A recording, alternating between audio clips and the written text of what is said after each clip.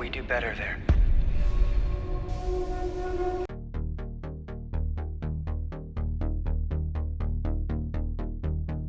Spoilers.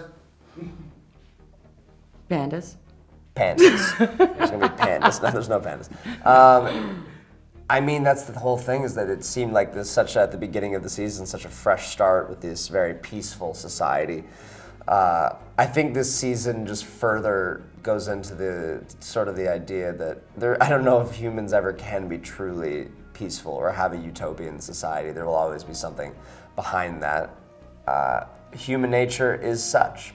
But human nature is something that's very interesting, and that's why the entertainment business exists, is because we would like to watch and understand ourselves better, because I don't think we fully do. Mm-hmm. So that's kind of where the season continues to go, is researching further and further humanity and its flaws, for sure. Mm-hmm.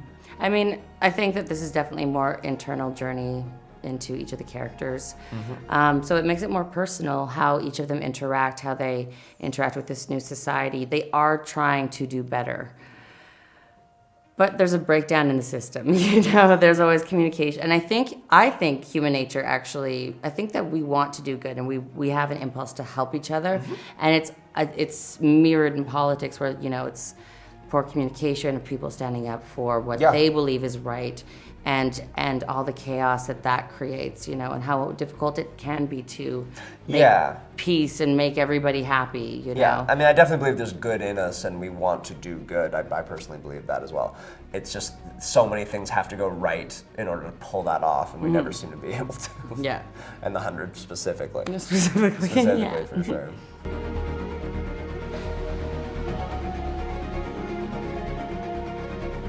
Oh, I have no idea. That's under lock and key for Mr. Jason Rothenberg, for sure. Yeah. I wish he was here, and then we could just watch look at him. We could watch him squirm under that. Sweat the pressure. And try not to tell you. I have no idea. I don't know if he knows how it's going to end, or. Well, I remember. He's got something cooked up for sure. I remember that the amount of ideas that come out of that man's head is so every impressive. Season. Yeah. Like, when we sat down to talk about season 6, I just was sitting there listening to him, then what happens? Then what?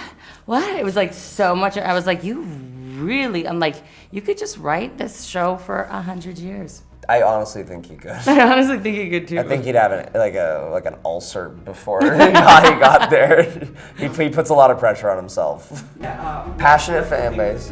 Why? What do they connect to? I think that each character has gone through so much that I think that I can identify with, something in everybody. And watching people, I think there's something for everybody to grab onto, and experiences that they've gone have been mirrored. Being the outsider, or being the person who's misunderstood, or being the person who has to make the decisions for the family. Yeah. And being forced into these. Our show lives in the extremes of that, but 100%. But the characters are all so rich, and they're all going through so much, and so I think how it can apply to a family life, or a political life, or things that are happening in the news. There's a lot of parallels. Yeah, I'll never beat that answer. Copy and paste that for me if you can. In fact, could you just make her not say it, and could you possibly mirror it? They're doing a lot of stuff with just visual say I effects said parallels. Take them out, put it right on me.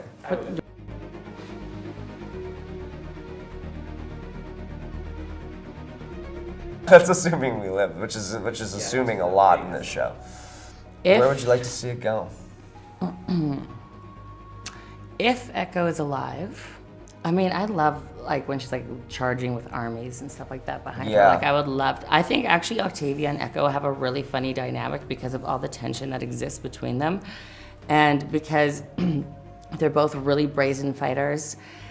And both really strong women, but they're also both very different. And so I love the idea of seeing them, if they were to fight together, if they were both alive, to do that next year. Side by side. Yeah, because I feel like there would be a funny just play between the just almost like a sisterhood, like two fighting sisters, we have to deal with each other, but I'm still mad at you, Yeah, a classic. Classic. A classic clash of styles.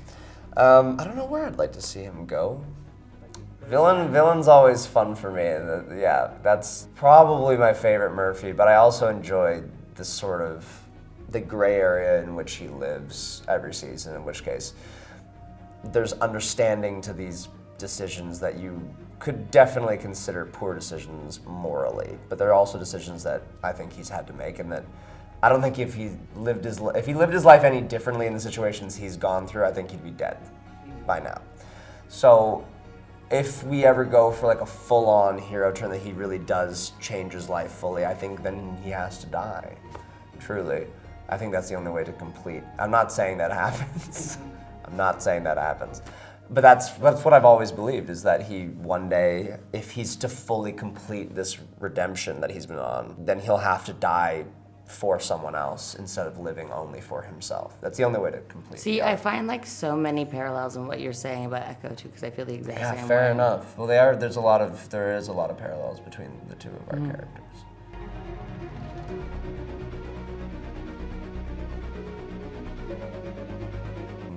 Muchas gracias para todo.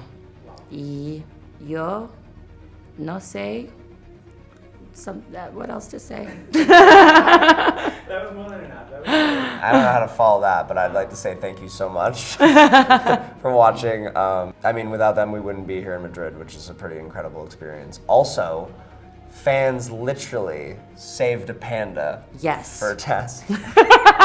They bought a panda. They adopted a panda. I just got like 2 days ago.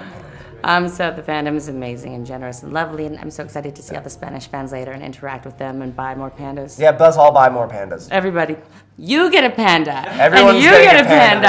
I want to say that everybody who's there at the screen today gets a panda, and that's a guarantee. That's a Richard Harmon promise. There you go.